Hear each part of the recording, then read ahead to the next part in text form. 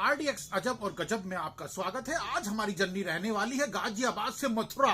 जी हाँ, मथुरा में एक जगह पड़ती है राया। किस तरह आप जा सकते हैं कम से कम पैसे में, ये मैं आपको बताऊंगा। ये जो जर्नी है बड़ी मजेदार और रोचक होने जा रही है। किस तरह जाएंगे एक एक पहलू आपको बताऊंगा। कम से कम कितने खर्च में आप मथुरा में एक राया जगह पे पहुंच सकते हैं, तो चलिए मेरे साथ। सुबह सुबह हम निकले हैं अर्थला से बस के द्वारा। ये बस सीधा हमें सराय काले खां छोड़ेगी।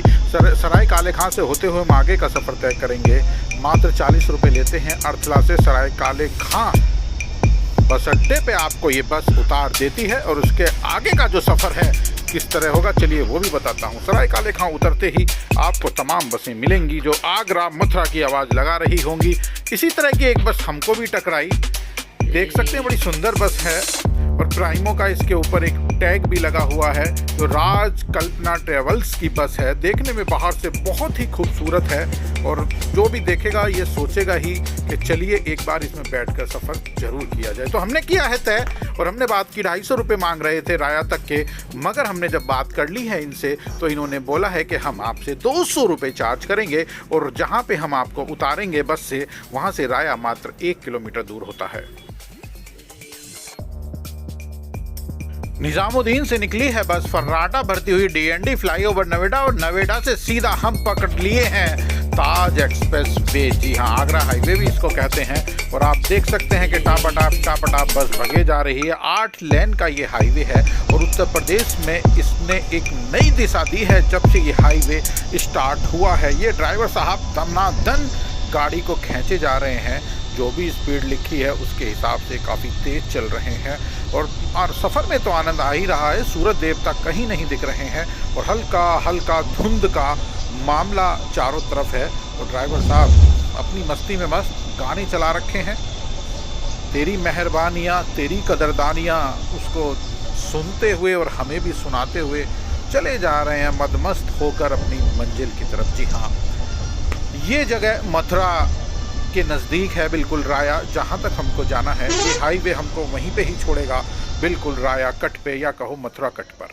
जी हाँ, अब हम उतर चुके हैं राया कट पे। ये ऊपर जो आप देख रहे हैं फ्लाईओवर है और यहीं से मथुरा के लिए भी घूमने के लिए आप जा सकते हैं। और हम पैदल नीचे उतर कर आए हैं फ्लाईओवर से और रेलवे लाइन पड़ती है, इसको पार करने के लिए हम बैरिकेड्स के बीच में से घुसे हैं और घुस कर के अब हम आ गए हैं रेलवे ट्रैक के ऊपर। दोनों ही तरफ आप देख सकते हैं, एक तरफ जो ये ट्रैक है इधर मथुरा से आ रहा है और इधर दूसरी तरफ जो जाता है ये अलीगढ़ की तरफ चला जाता है। सिंगल लाइन है और इस पर बहुत ही कम ट्रेनें हैं, दिन में 2-3 ही ट्रेन गुजरती हैं। जिस तरह ये लोग नीचे झुककर निकलते हैं, चलिए हम भी पार कर लेते हैं। और पार करते ही यहाँ पे एक GT रोड आपको दिखाई देगा जो इधर मथुरा से आ रहा है और जो जा रहा है ये बिल्कुल राया की तरफ ही जा रहा है। और ये रास्ता आगे भी निकल जाता है बरेली की तरफ। जी हाँ, यहीं से ये ऊपर जो आप देख रहे हैं ये ताज हाईवे है, यहीं पे हमें बस ने उतारा था और हम नीचे उतर कर आ गए हैं। और हमें जो पता लगा है, हम पहली बार जा रहे हैं। हमारी बुआ जी रहती हैं जिनका नाम महेंद्री बुआ है, उनके घर पे मैं पहली बार जा रहा हूं। और बस हमने यहां से ऑटो ले लिया है और ऑटो में हम बैठ गए हैं। और साइड में आप देख सकते हैं कि रेलवे ट्रैक भी हमारे साथ साथ ही चल रहा है। और यहाँ पे ड्राइवर भाई साहब, हमने आगे की सीट ली है हमेशा की तरह, क्योंकि जब हम ब्लॉग बनाते हैं तो हम आगे की ही सीट लेते हैं। टम्पू में हम सवार हो गए, ये बैटरी वाले टम्पू हैं। और दूसरे हाथ पे देखेंगे हरियाली और नेचुरल हवा का आनंद बहुत सुंदर है। हवा लेकर हमें बड़ा अच्छा महसूस हो रहा है। जी हाँ, देख लीजिए आप, इन्होंने हमको बताया है कि वहाँ पे राया हम आपको उतारेंगे, वहाँ पे इन्होंने हमसे चार्ज किए हैं मात्र 10 रुपये। 10 रुपये में ये हमको जहाँ पे उतारेंगे वो जगह राया ही है। और घर कहाँ पे है बुआ जी का हम चलिए आगे देखते हैं और बताते भी हैं आपको। फर्स्ट टाइम चल रहा हूँ, खेलता हुआ और मुस्कुराता हुआ और गुनगुनाता हुआ, तेरी गलियों में ना रखेंगे कदम, आज के बाद नहीं, ऐसा कुछ नहीं है, कदम भी रखेंगे और गलियों में भी हम इसी तरह गुजरते हुए चले जाएंगे। लोकल लोग पीछे बैठे हैं, एक बाबा बैठे थे, उनसे मेरी बात हुई, उन्होंने बताया कि हाँ मैं आपको बता दूंगा जैसे ही आने वाला होगा, मैं उस जगह को जानता हूँ। राजेश्वरी धाम करके एक कॉलोनी है, उसी कॉलोनी में हमारी बुआ जी का घर पड़ता है। जी हाँ, आप देख सकते हैं यहाँ पे बारिश भी हुई थी, साइड में थोड़ा थोड़ा पानी भरा हुआ है, रोड बड़ी अच्छी है। और टापाटाप हमारा जो ये टोटो है भगा के हमको अपनी मंजिल की तरफ ले करके जा रहा है। मैं अगर बात करूं तो यहाँ का पॉल्यूशन लेवल बिल्कुल जीरो है और सांस लेने में बड़ा ही खुल के हमें आनंद आ रहा है। बोलो वृंदावन बिहारी लाल की जय। टोटो ने हमको उतार दिया है, 10 रुपया हमने उनको दे दिया है। ये जो सड़क जा रही है आगे अलीगढ़ की तरफ जा रही है और जो पीछे से आ रही थी वहीं से मथुरा से आ रही है। ये देख लीजिए राजेश्वरी धाम।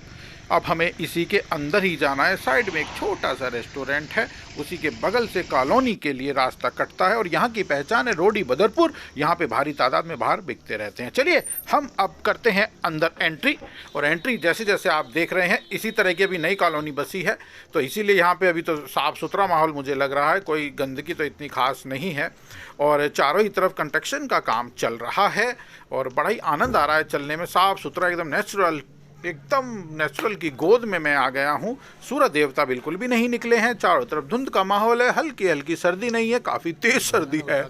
एक भैया ये खड़े हैं लाल सोल ओढ़कर, मैंने इनसे पूछा कि शादी वाला घर किधर है, तो इन्होंने मेरे को इशारा कर दिया कि इधर से आप जाइए और फिर उसके बाद उल्टे हाथ की तरफ मुड़ जाइए, वहीं पे आपको घर नजर आ जाएगा। अब इनके बताए हुए भैया के रास्ते पे मैं जा रहा हूँ। उतरते ही मैंने कॉल भी कर लिया था वैसे चाचा श्री को, उन्होंने डायरेक्शन दे दिया था कि अंदर चले आओ मेन गेट से, और दूर से आपको दिखाई देंगे चाचा जी हाथ हिलाते हुए और खड़े हैं पहले से तैयार कि कोई दिक्कत परेशानी ना हो। हाथ हिला दिया और मैंने चाचा जी का अभिवादन भी यहाँ पे स्वीकार कर लिया है। और दो चाचा आ गए। अब तो कोई बात ही नहीं है।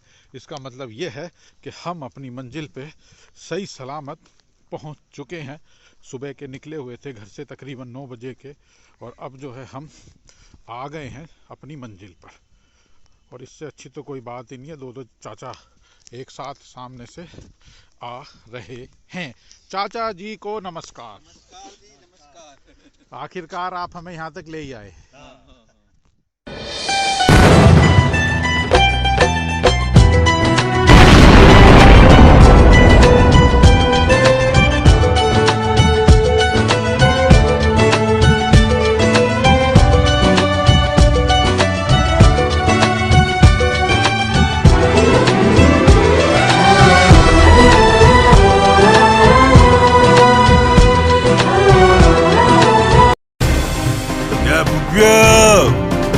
대전 중산동 광주 장무지구 너네 언제까지 참고 바닥 뒹굴래? 인생 하드캐리야 왜이지? 멍뚱이야.